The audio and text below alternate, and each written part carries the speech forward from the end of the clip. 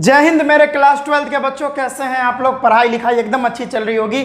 तो भाई साहब कुछ दिन वीडियो पॉज था क्योंकि मैंने अपना एप्लीकेशन डेवलप करवाया था, तो उस पर कुछ काम कर रहा था जिसकी वजह से कुछ दिन वीडियो पॉज था। लेकिन अब हम फिर से स्टार्ट कर रहे हैं, ठीक है। जिसमें आज हम एक वीडियो लाए हैं सॉल्यूशन चैप्टर का नेक्स्ट पार्ट लाए हैं, जिसमें हम आज बात करने वाले हैं effect on temperature on solubility of a solid in liquid.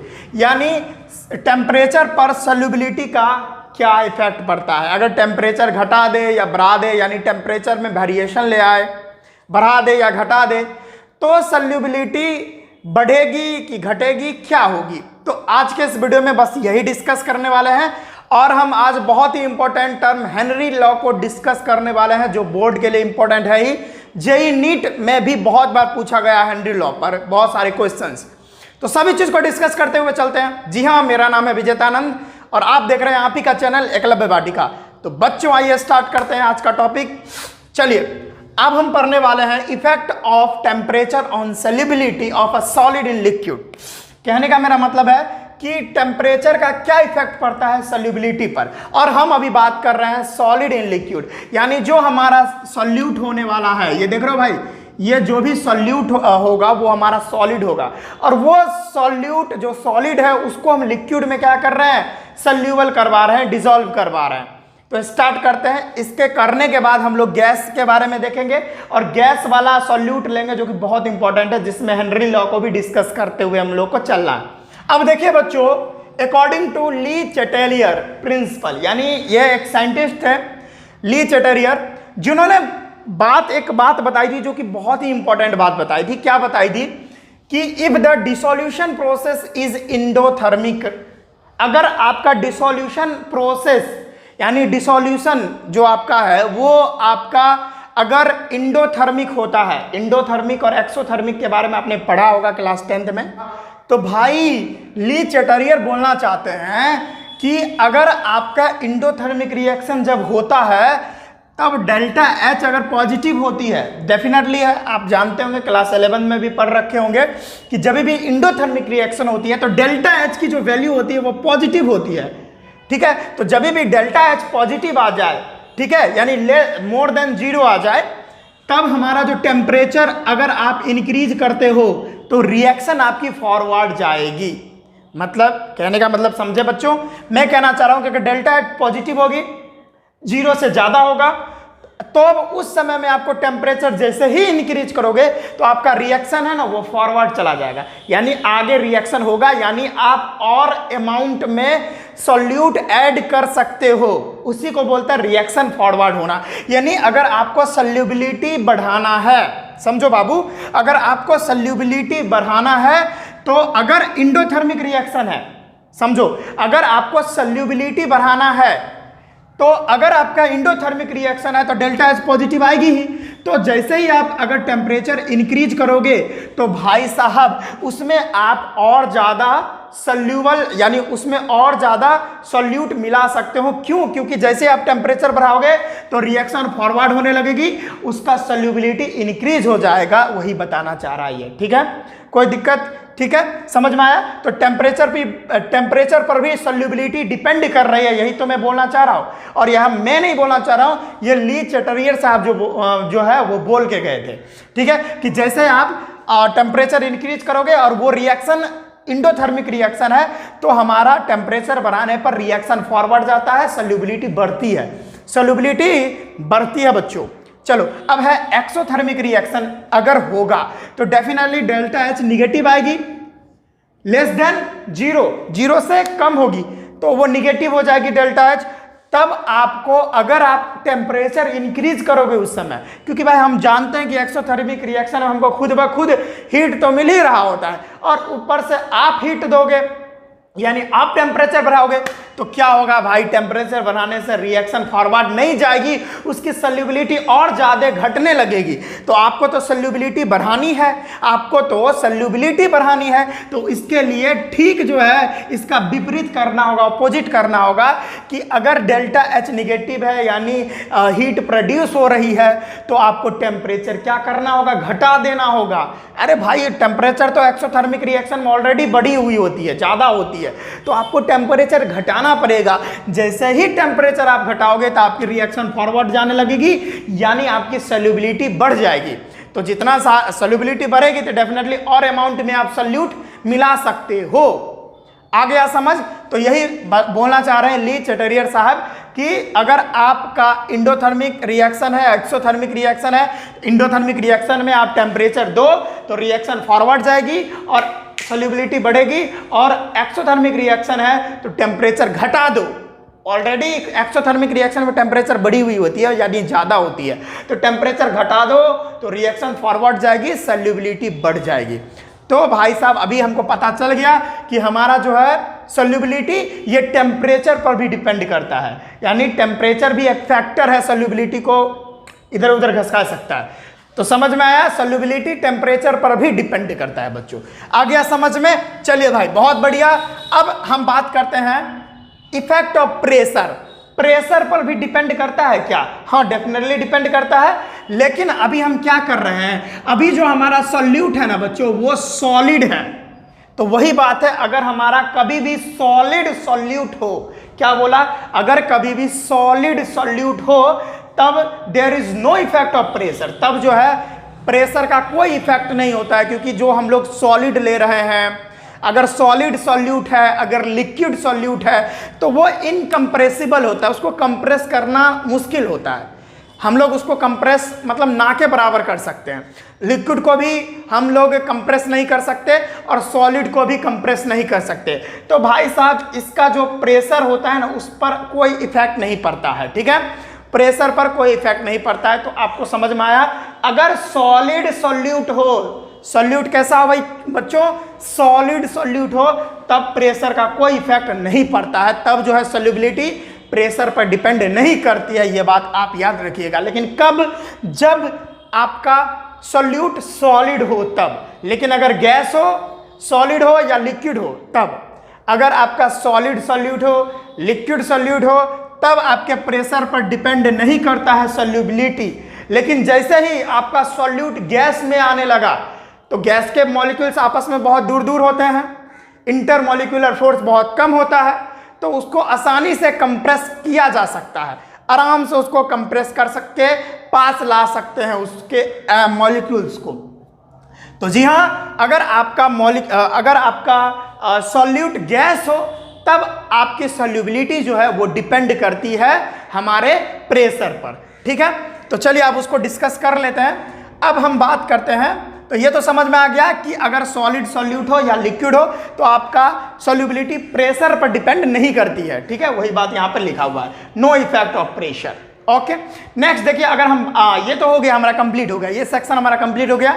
अगर आप इसको स्क्रीनशॉट लेना चाहते हो जल्दी से लीजिए, जल्दी से लीजिए बच्चों। वैसे क्या है ना कि मैं इतना तेजी से इसलिए पढ़ाता रहता हूँ क्योंकि भाई मैं गांव में रहता हूँ और लाइट की बहुत ज़्यादा प्रॉब्लम रहती है, रात लाइट कट जाती है। अभी पता है मैं लेक्चर शूट करते वक्त अभी 50 मिनट वेट किया हूँ, तब जाके दोबारा लाइट आई है, तो मैं फिर से कंटिन्यू किया हूँ। तो बहुत सारा प्रॉब्लम होता है, डेली भाई लाइट कटता है, हम लेक्चर शूट कर रहे होते हैं, डेली हमको 1-1.5 घंटा वेट करना पड़ता है लाइट का, बीच में ही लाइट कट जाती है। तो ये प्रॉब्लम है, क्या कर सकते हैं, इन फ्यूचर में इसको सुधारने की कोशिश करेंगे, बस आपका सपोर्ट रहा तो। चलिए स्टार्ट करते हैं नेक्स्ट। अब हम पढ़ेंगे solubility of gas in liquid. अब वही बात मैंने बता दिया कि अब सॉल्युबिलिटी डिपेंड करने लगेगी प्रेशर पे। क्यों? क्योंकि गैस जो है ना, गैस कंप्रेसिबल है, तो solubility of gas in liquid, अगर लिक्विड को अच्छा, अगर आपका गैस सॉल्यूट है, अगर आपका गैस क्या भाई सॉल्यूट है, तब आपकी सॉल्युबिलिटी डिपेंड करेगी प्रेशर पर, डेफिनेटली डिपेंड करेगी। ओके, तो इसका हम एग्जांपल ले लेते हैं। क्या ले ले भाई, इसका हम एग्जांपल ले लेते हैं। बहुत सारा एग्जांपल हमारे पास है। जैसे अगर कोई गैस को लिक्विड में डिसॉल्व कर रहे हो, कोई गैस को लिक्विड में डिसॉल्व कर रहे हो, होता है ना भाई। अरे भाई आप लोग कोको कोला पिए हैं, पेप्सी वगैरह पिए हैं ना, कोल्ड ड्रिंक्स वगैरह, तो उसमें क्या रहता है कि कार्बन डाइऑक्साइड गैस वाटर में मिक्स रहता है। तो वो क्या है कि कार्बन डाइऑक्साइड गैस ही है और गैस यहाँ लिक्विड में मिक्स हो रहा है। तो इस तरह का हमारा रहता है, ठीक है। तो अब हम लोग क्या करेंगे, गैस यानी गैस को सॉल्यूट लेंगे और लिक्विड या वाटर वगैरह को सॉल्वेंट लेने वाले हैं। तो देखिए एग्जांपल हम इसका देते हैं, मैं दूसरा मार्कर लेता हूं, या जैसे हम एग्जांपल लेते हैं SO2, यह एक गैस होता है और वाटर हमारा लिक्विड होता है, और यहाँ पर हमको देता है H2SO3, और कभी कभी ये H2SO4 भी देगा अगर ऑक्सीजन ज़्यादा मात्रा में रहा तो।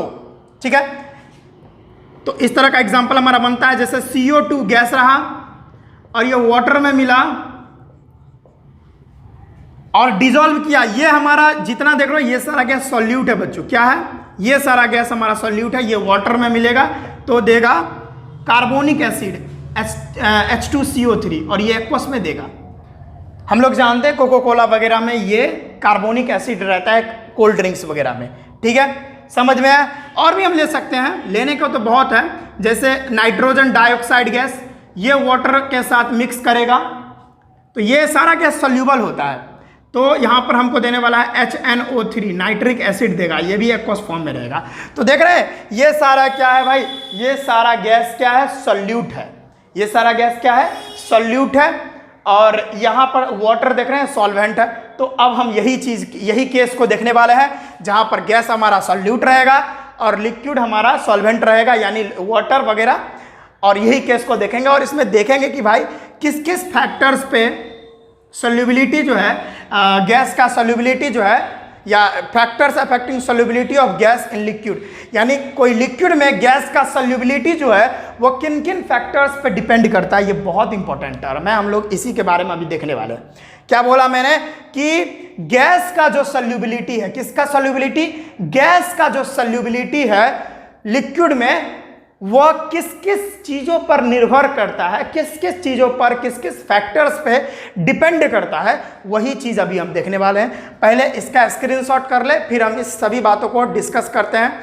जैसे हमारा बात करें तो हमारा गैस का सोल्यूबिलिटी डिपेंड करता है नेचर ऑफ गैस पे, गैस का नेचर कैसा है, नेचर ऑफ सॉल्वेंट पे, किस सॉल्वेंट में कोई गैस सोल्यूबल हो रहा है उसका नेचर पर भी डिपेंड करता है। इफेक्ट ऑफ टेम्परेचर, टेम्परेचर पर भी डिपेंड करता है। टेम्परेचर का सिनारियो तो हम यहीं पर देख चुके हैं, टेम्परेचर का प्रोसेस तो हम यहीं पर देख लिए हैं, तो टेम्परेचर डिस्कस नहीं करेंगे। टेम्परेचर तो हम ऑलरेडी डिस्कस कर लिए हैं। यही इंडोथर्मिक एक्सोथर्मिक, टेम्परेचर बढ़ाएंगे तो रिएक्शन फॉरवर्ड जाएगी, यहाँ पर टेम्परेचर घटाएंगे तो रिएक्शन भी यहाँ पर फॉरवर्ड जाएगी। इसमें इंडोथर्मिक में, एक्सोथर्मिक में, ये तो बता ही दिया मैं आपको। इफेक्ट ऑफ प्रेशर, और ये पहला पॉइंट बहुत इंपॉर्टेंट है, इसमें विस्तार से हम लोग देखेंगे। ठीक है, कि गैस की सॉल्युबिलिटी प्रेशर पर कैसे डिपेंड करते हैं। यहां तो डिपेंड नहीं कर रही थी क्योंकि ये इनकम्प्रेसिबल था, लेकिन गैस तो कंप्रेसिबल होता है, गैस को हम कंप्रेस कर सकते हैं। जैसे कंप्रेस नेचुरल गैस जो होता है, LPG लिक्विफाइड पेट्रोलियम गैस, उसको एकदम इतना ना कंप्रेस किया जाता है कि लिक्विड फॉर्म में आ जाता है।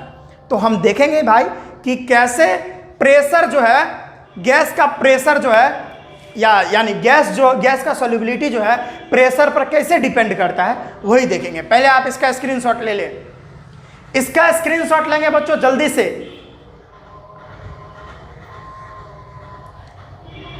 तो देखिए स्टूडेंट्स, अब हम देखेंगे नेचर ऑफ सॉल्यूट और सॉल्वेंट, कि कैसे जो है किसी गैस की सॉल्युबिलिटी उसके मतलब गैस का या जो सॉल्यूट है या जो सॉल्वेंट है उसके नेचर पर डिपेंड करता है। तो देखिए, those gases which are inert in water, inert in water कहने का मतलब जो वाटर के साथ रिएक्शन ना करे, वैसा गैस जो वाटर के साथ रिएक्शन ना करे वो क्या होता है? सॉल्यूबल, बहुत लेस सॉल्यूबल होता है, वो सॉल्यूबल होता ही नहीं है। जैसे में ऑक्सीजन, नाइट्रोजन, हाइड्रोजन, ये सारा वाटर में सॉल्यूबल ही नहीं होता है, बहुत ही लेस सॉल्यूबल होता है। आ गया समझ में? बहुत कम सॉल्यूबल होता है क्योंकि ये सारे वाटर के साथ रिएक्शन करते नहीं हैं जल्दी। ठीक है, इसी के लिए ये सारे गैसेस लेस सॉल्यूबल होते हैं। तो डेफिनेटली आपको पता चल रहा है कि इसके नेचर पर डिपेंड कर रहा है कि यह सॉल्यूबल होगा कि नहीं होगा। अब देखिए, those gases which reacts in water are highly soluble, वैसा गैसेस जो वाटर के साथ रिएक्शन कर लेता है, बहुत तेजी से रिएक्शन करता है, तो वो बहुत ही हाईली सॉल्यूबल होता है वाटर में। जैसे हम बात करें कार्बन डाइऑक्साइड वाटर में सॉल्यूबल होना, वो बहुत ही ज़्यादा सॉल्यूबल होता है, बहुत अच्छे से सॉल्यूबल हो जाता है। समझ में आया? क्योंकि कार्बन डाइऑक्साइड गैस को वाटर में जो सॉल्यूबल किया जाता है बहुत हाई प्रेशर पर किया जाता है। तो अभी हम आपको बताएंगे कि जितना ज़्यादा आप प्रेशर हाई करोगे उतना ज़्यादा सॉल्युबिलिटी बढ़ती जाएगी। ठीक है, तो हम अभी कार्बन डाइऑक्साइड और सल्फर डाइऑक्साइड का एग्जाम्पल पीछे दिए थे, तो वही यहाँ पर दे रखा है। कार्बन डाइऑक्साइड वाटर में बहुत ज़्यादा सॉल्युबल होता है, क्योंकि ये कार्बन डाइऑक्साइड वाटर के साथ तुरंत रिएक्शन कर लेता है, तो ज़्यादा सॉल्युबल हो जाता है। यहीं पर सल्फर डाइऑक्साइड वाटर के साथ ज़्यादा बहुत इंस्टेंट रिएक्ट कर लेता है, जिसके वजह से विगोरसली रिएक्ट करने की वजह से सल्फर डाइऑक्साइड वाटर में ज़्यादा सॉल्युबल होता है।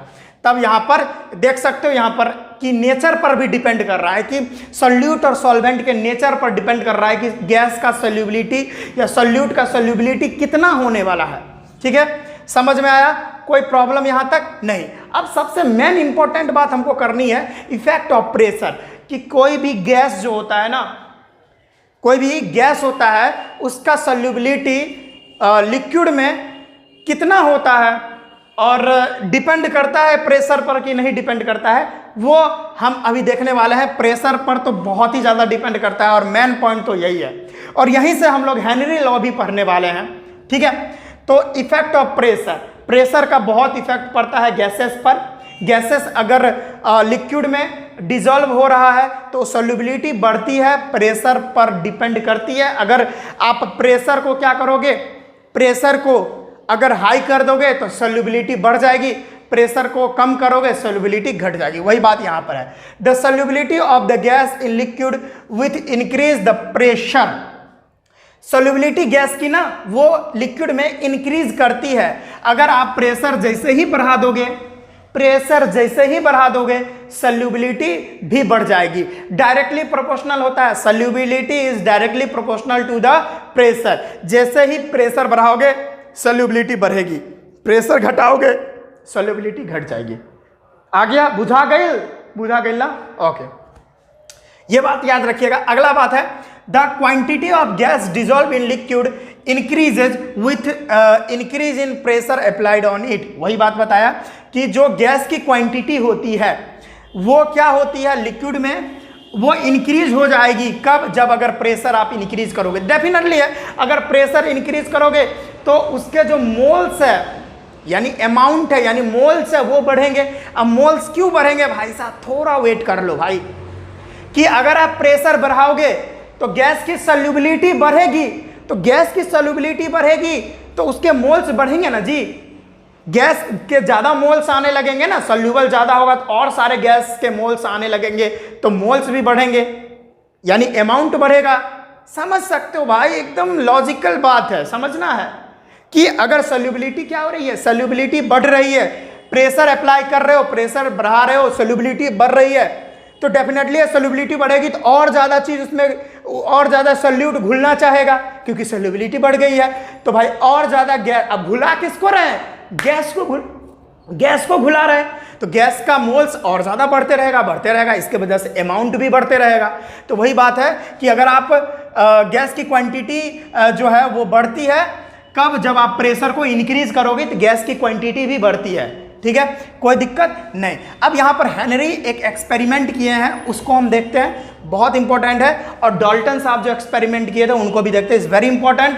जेई और नीट में बहुत बार हेनरी लॉ आया है, इस पर सवाल बनते हैं, तो बच्चों ध्यान से देखिएगा, बहुत मजा आएगा। देखिए भाई, यहाँ पर देख रहे हैं यहाँ पर ये डायग्राम को ध्यान से देखिए।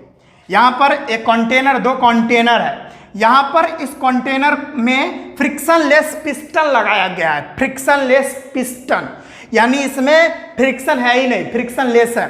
इसमें भी फ्रिक्शनलेस पिस्टन लगाया गया है, इस वाले में भी फ्रिक्शनलेस पिस्टन लगाया गया है। इसको बोलते हैं, इसको हम केस 1 मान लेते हैं, इसको हम केस 2 मान लेते हैं। अब क्या है, और यहाँ पर जो गैस है, यहाँ पर जो देख रहे हो ना, ये गैस है, कौन सा गैस है, कार्बन डाइऑक्साइड गैस है, मान लिया।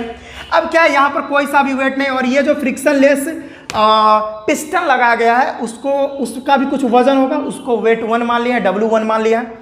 अब देखिए इस केस में, इस कंटेनर में फ्रिक्शनलेस पिस्टन इसमें भी लगाया गया है, और ये वाले फ्रिक्शनलेस पिस्टन का वेट W1 है। अब यहाँ पर हम क्या कर रहे हैं, यहाँ पर हम कुछ मास भी बढ़ा दिया, यानी कुछ वेट बढ़ा दिए, यहाँ पर W2 और W3 रख दिए, इस पर रख दिए। तो ये तो फ्रिक्शनलेस है, तो जैसे ही कुछ वजन रखेंगे तो ये नीचे आएगा, ये नीचे आएगा, क्योंकि ये फ्रिक्शनलेस है, ये तो रुकेगा नहीं, वो नीचे आएगा। तो यहाँ पर जो गैस देख रहे हैं ना, यहाँ पर जो कार्बन डाइऑक्साइड गैस था, यहाँ पे देख रहे हैं कार्बन डाइऑक्साइड गैस, जैसे ही इस पर वजन बढ़ाएंगे तो ये तो नीचे आएगा। अब नीचे आएगा तो प्रेशर आप इंक्रीज कर रहे हो। क्या कर रहे हो बच्चों कि आपने वेट बढ़ाया। अरे यार प्रेशर बराबर क्या होता है?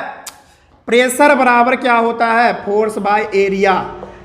तो एरिया तो अभी हम नहीं इंक्लूड कर रहे हैं, लेकिन आप फोर्स बढ़ाओगे तो डेफिनेटली प्रेशर इंक्रीज होगी। तो यहाँ पर आप वेट रखे हो तो हम लोग जानते हैं, क्लास 9th में पढ़े थे कि weight of a body is also force, कि हमारे शरीर का वेट या किसी भी चीज़ का वेट एक प्रकार का फोर्स ही होता है। तो आप यहाँ पर फोर्स लगा रहे हो तो प्रेशर क्या हो रहा है? बढ़ रहा है। और प्रेशर बढ़ने की वजह से ये सारा जो गैस था जो देख रहे हो ये नीचे चला गया, यानी ये जो लिक्विड था ना, ये वाटर जो था वाटर में सॉल्यूबल हो गया है। वाटर में क्या देख रहे हैं? सॉल्यूबल हो रहा है बहुत ज़्यादा। यहाँ पर वाटर में बहुत ज़्यादा जो है CO2 आ गया है, देख रहे हैं, यानी ये गैस जो है वाटर में सॉल्यूबल हो गया है। क्यों? ये एक्सपेरिमेंट से हेनरी क्या प्रूफ करना चाहते हैं? ये एक्सपेरिमेंट से हेनरी ये प्रूफ करना चाहते हैं कि आप फोर्स जैसे ही बढ़ा दिए, यानी आप फोर्स लगाए तो यहाँ पर ये नीचे आ गया, पिस्टन नीचे आने की वजह से प्रेशर बढ़ गया। अब प्रेशर जो बढ़ गया, देख रहे हो यहाँ पर नीचे आने की वजह से प्रेशर बढ़ गया, और जैसे ही प्रेशर बढ़ा है तो गैसेस जो है लिक्विड में जाके मिक्स हो गए हैं। यानी आप यहाँ पर एक बात देख रहे हो कि आप प्रेशर बढ़ाए तो सॉल्युबिलिटी क्या हो गई? बढ़ गई। और सॉल्युबिलिटी बढ़ गई तो देख रहे हैं गैस का अमाउंट भी बढ़ चुका है इस लिक्विड में, ठीक है ना। तो वही बात आपको हेनरी साहब बताना चाह रहे हैं। और अभी जस्ट इसके बाद हम लोग हेनरी लॉ भी करने वाले हैं, जो कि बहुत इंपॉर्टेंट है बोर्ड एग्जाम के लिए भी, क्लास 12 के लिए एग्जाम, क्लास 12 के लिए बहुत इंपॉर्टेंट है। उसके साथ साथ जेईई नीट में भी बहुत सारे क्वेश्चन इससे रिलेटेड आ जाते हैं, ठीक है। तो समझ में आया ना कि कैसे आप प्रेशर बढ़ाएं तो सॉल्युबिलिटी बढ़ गई। अच्छा, तो हेनरी लॉ अभी करेंगे। अभी हेनरी लॉ में बहुत सारा कुछ हम लोग को देखना है। फिलहाल डाल्टन के बारे में भी कुछ बात कर लेते हैं। डाल्टन का क्या यहाँ पर भूमिका है इस टॉपिक में भाई की, क्योंकि हम तो सॉल्युबिलिटी पढ़ रहे हैं। और डाल्टन तो भाई साहब समझ रहे हो ना, ये तो एटम वगैरह के बारे में बताए थे, आपको पता होगा।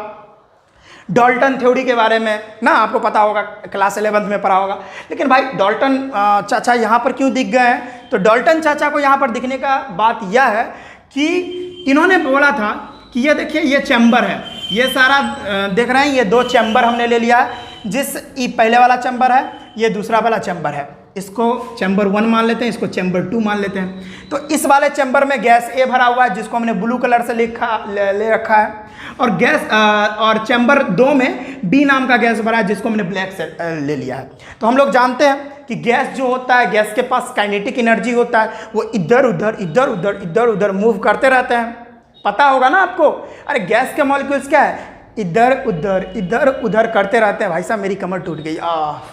तो गैस के पार्टिकल इधर उधर मूव करते हैं, इधर उधर मारते रहते हैं। तो भाई साहब गैस के पार्टिकल्स इधर उधर मार रहे हैं तो यह इसके वॉल पे हिट कर रहे होंगे, इसके दीवार पे जोर जोर से धमाका मार रहे होंगे, क्योंकि उसके पास काइनेटिक एनर्जी होता है। इधर मार रहे होंगे, टप टप टप टप टप टप टप टप इधर उधर मार रहे होंगे, जिसके वजह से इस चैम्बर में कुछ प्रेशर आ रहा होगा, कुछ प्रेशर डेवलप हो जा रहा होगा। क्यों? क्योंकि इसके पास काइनेटिक एनर्जी है, गैस के मॉलिक्यूल्स के पास इधर उधर मार रहे हैं, तो जिसके वजह से एक प्रेशर जनरेट हो जा रहा है, एक प्रेशर बन रहा है, जिसके वजह से चैम्बर 1 में कुछ प्रेशर दिखेगा। ए गैस की वजह से चैम्बर 1 में कुछ प्रेशर देखने को मिलेगा, क्योंकि गैस के मॉलिक्यूल्स के पास, पार्टिकल्स के पास काइनेटिक एनर्जी होता है, जो बराबर उसके वॉल में चैम्बर 1 के दीवार में हिट कर रहे हैं, जिसके वजह से कुछ प्रेशर जनरेट हो रहा है।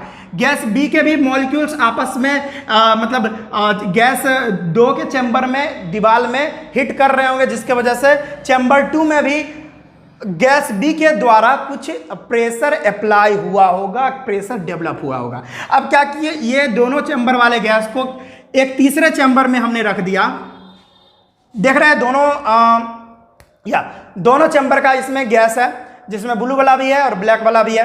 तो अब हम पूछेंगे भाई इसका टोटल प्रेशर कितना होगा, क्योंकि गैस ए वाला का अपना कोई प्रेशर होगा, जिसको हम पी ए मान लिए हैं। पी ए बोले तो पार्शियल प्रेशर ऑफ ए, यानी खुद का प्रेशर। सिर्फ ए गैस के द्वारा जो प्रेशर उत्पन्न हुआ है उसको पार्शियल प्रेशर ऑफ गैस ए बोला जाता है, जो गैस ए ही हकदार है उस प्रेशर को डेवलप करने के लिए। यानी समझो, मेरे बात को समझो कि एक प्रेशर है जो उत्पन्न हुआ है गैस ए के द्वारा, उसको पार्शियल प्रेशर ऑफ गैस ए बोलते हैं, जो कि गैस ए ही उत्पन्न किया है, गैस बी नहीं उत्पन्न किया है। अब गैस बी अपना खुद प्रेशर उत्पन्न किया है, जिसको प्रेशर बी मान लिया, partial pressure of gas b. अब इस दोनों गैस को तीसरे चैम्बर में डाल दिया, तो क्या हुआ है, हम इस दोनों का टोटल प्रेशर निकालना चाहे तो क्या होगा, पार्शियल प्रेशर ऑफ ए और पार्शियल प्रेशर ऑफ बी, दोनों को जोड़ दो भाई, तो टोटल प्रेशर आपको मिल जाएगा। ठीक है, समझ में आया, कोई दिक्कत है? तो पी ए का मतलब partial pressure of gas a, p b का मतलब partial pressure of gas b, और पी टी का मतलब पार्शियल प्रेशर टोटल गैस का। तो पार्शियल प्रेशर गैस ए का और गैस बी का प्लस कर दो तो आपको टोटल पार्शियल प्रेशर मिल जाएगा। ठीक है, टोटल प्रेशर गैस ए, गैस बी, गैस सी, जितना गैस रहे वो सारे गैस का। मैं ये क्यों पढ़ा हूँ, डाल्टन साहब का थ्योरी यहाँ पर क्यों हम लोगों को पढ़ना पड़ रहा है, ये अभी बता रहा हूँ। पहले आप इसको नोट करेंगे, जल्दी से, थोड़ा जल्दी से नोट करेंगे, उसके बाद हम हेनरी लॉ पर चल रहे हैं, क्योंकि हेनरी लॉ जो है हेनरी जी और डाल्टन जी के कॉम्बिनेशन से ही दिया गया है। यहाँ पर डाल्टन साहब का कुछ थ्योरी वर्क किया गया है, यानी डाल्टन साहब का कुछ थ्योरी हेनरी लॉ में अप्लाई किया गया है, इसी के लिए डाल्टन जी के बारे में भी कुछ पढ़ना जरूरी था। तो जल्दी से उसको नोट करेंगे।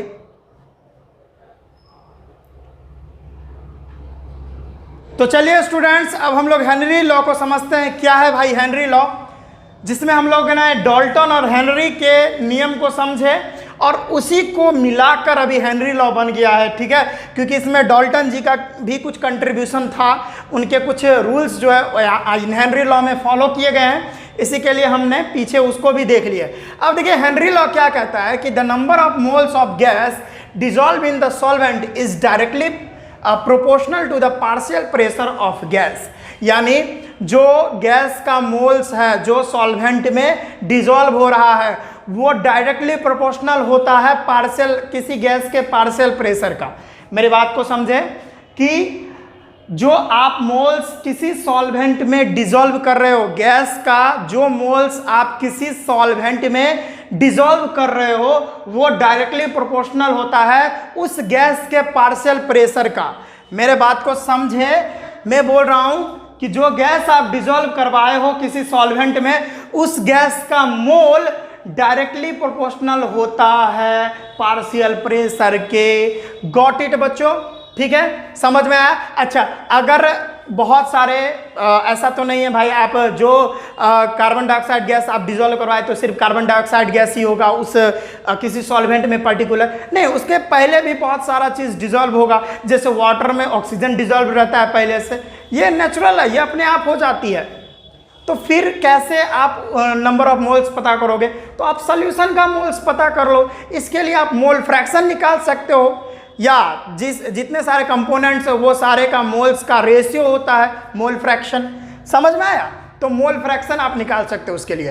तो आपको हेनरी लॉ समझ में आया कि जो gas the number of moles of gas dissolve in the solute, जो जितने मोल्स अगर किसी गैस के सॉल्यूट में डिजॉल्व हो रहे हैं वो डायरेक्टली प्रोपोर्शनल होगा किसके? Partial pressure of the gas के, जिस गैस को आप डिजॉल्व करवाए हो किसी सॉल्वेंट में। ठीक है, कोई दिक्कत हुआ कि अगर प्रेशर बढ़ेगा, किसी गैस का पार्शियल प्रेशर बढ़ेगा तो नंबर ऑफ मोल्स भी बढ़ेंगे, नंबर ऑफ मोल्स भी बढ़ेंगे, क्योंकि डायरेक्टली प्रोपोर्शनल है। और हमने अभी पीछे वाले एक्सपेरिमेंट जो लिए थे उसमें बता दिया कि अगर आप प्रेशर बढ़ाओगे तो क्या होगा? सॉल्युबिलिटी बढ़ेगी, और जैसे ही सॉल्युबिलिटी बढ़ेगी तो किसी गैस का क्या होगा?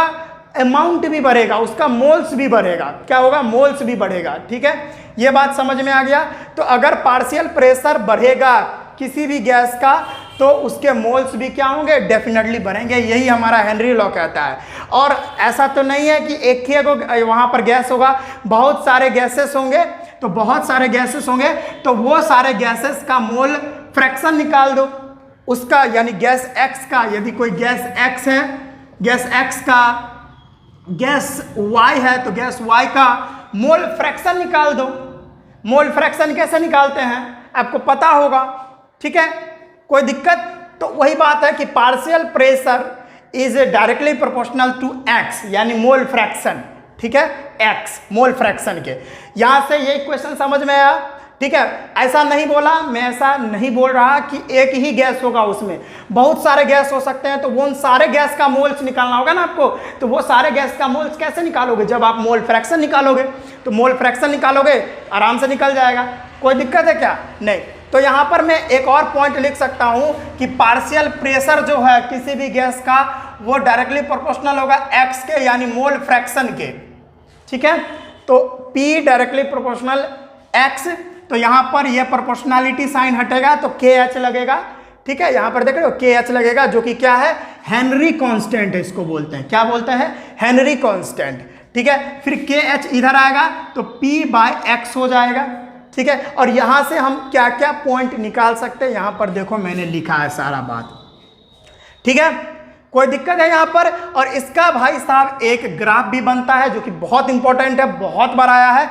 इस ग्राफ को देखे भाई, इधर भाई साहब ये y एक्सिस है और ये है x, क्या है? यहाँ पर देखिए पार्शियल प्रेशर है, क्या है ये है हमारा पार्शियल प्रेशर, जिसको आप ATM में ले सकते हो, बार में ले सकते हो। और यह है हमारा x, मोल फ्रैक्शन है कि पार्शियल प्रेशर देखो बढ़ रहा है, ये 500 हुआ तो 0.010 हो गया, अब 1000 हो गया तो देख रहे हैं मोल फ्रैक्शन 0.020 हो गया। तो देख रहे हैं ना बच्चों कि जैसे जैसे आप पार्शियल प्रेशर बढ़ाते जा रहे हैं, मोल फ्रैक्शन भी बढ़ रहा है, यानी मोल्स भी बढ़ रहे हैं। समझ में आया? वही बात तो हमारा हेनरी लॉ कह रहा है, ठीक है। अब इस ग्राफ को देखिए, और यहाँ पर इसका जो ग्राफ बनेगा ना, वो स्ट्रेट लाइन बनेगा एकदम, इसका जो स्लोप होगा एकदम स्ट्रेट लाइन होगा। और ये क्या है? सीधा ये है KH, जिसको हम हेनरी कांस्टेंट बोलते हैं। क्या बोलते हैं? Henry constant. इस ग्राफ को देखकर आपको कुछ बातें हैं जो समझ में आनी चाहिए। वो देखिए क्या है कि different gases have different value of KH, यानी अलग अलग गैस का अपना KH का वैल्यू होता है, ठीक है। यानी हेनरी कांस्टेंट अलग अलग गैस का अलग अलग होता है, और यह हर एक गैस का फिक्स होता है, अपना एक पर्टिकुलर होता है KH की वैल्यू सबके लिए, ठीक है। अगला है KH इंक्रीजेज। अगर KH की वैल्यू इंक्रीज करेगी, कब करेगी KH की वैल्यू इंक्रीज? जैसे ही आप टेम्परेचर इंक्रीज करोगे भाई, टेम्परेचर इंक्रीज करोगे तो KH की वैल्यू यानी हेनरी कांस्टेंट भी क्या होगी? इंक्रीज कर जाएगी, यानी KH की वैल्यू भी इंक्रीज कर जाएगी। कब? जब आप टेम्परेचर बढ़ाओगे तो KH की वैल्यू इंक्रीज कर जाएगी। और जब भी KH की वैल्यू इंक्रीज कर जाएगी बच्चों, तो X क्या है भाई? X यानी मोल फ्रैक्शन, वो क्या होगा? डिक्रीज कर जाएगा। क्यों? जैसे ही आप टेम्परेचर बढ़ाओगे, ठीक है ना, तो क्या होगा? टेम्परेचर बढ़ने के कारण हम आपको बताएं सॉल्युबिलिटी घट जाती है, ठीक है। यहां पर से देख सकते हो ना, KH जो है ना यहां से इन्वर्सली प्रोपोर्शनल हो जाएगी किसके? मोल फ्रैक्शन के। यहां पर देख रहे हो कि KH बढ़ेगी तो मोल फ्रैक्शन डेफिनेटली घटेगी, यानी ये बढ़ेगी तो ये घट जाएगी। तो वही बात है कि KH बढ़ रही है तो मोल फ्रैक्शन घट रहा है, और KH बढ़ रहा है, समझो भाई, KH बढ़ रहा है तो क्या हो रहा है? KH बढ़ रहा है, इसका मतलब है सॉल्युबिलिटी क्या हो रही है? घट रही है, सॉल्युबिलिटी घट रही है। वही बात है कि higher the value of KH lesser is the solubility. यहाँ पर पूरा खुल के लिख दिया है कि जितना ज़्यादा KH की वैल्यू होगी उतना कम सॉल्युबिलिटी होगा। और यहाँ पर प्रेशर अगर कांस्टेंट हो फिर भी, ठीक है, जितना ज़्यादा KH की वैल्यू ज़्यादा होगी उतना सॉल्युबिलिटी घट जाएगी। वही बात है, समझ में आया? और जैसे ही सॉल्युबिलिटी घट जाएगी तो डेफिनेटली है कि मोल फ्रैक्शन भी घट जाएगी। क्यों? क्योंकि यहाँ पर देख रहे हो डायरेक्टली प्रोपोर्शनल है पार्शियल प्रेशर के। समझ में आया? कोई दिक्कत है क्या? नहीं। मोल फ्रैक्शन घट जाएगी कब? जब KH की वैल्यू बढ़ जाएगी। समझ में आया? इस ग्राफ से हमको यह सब पता चलता है। तो यही था हमारा हेनरी लॉ, ये आपको याद होने चाहिए, बहुत इंपॉर्टेंट है, इसको नोट डाउन कर ले जल्दी से।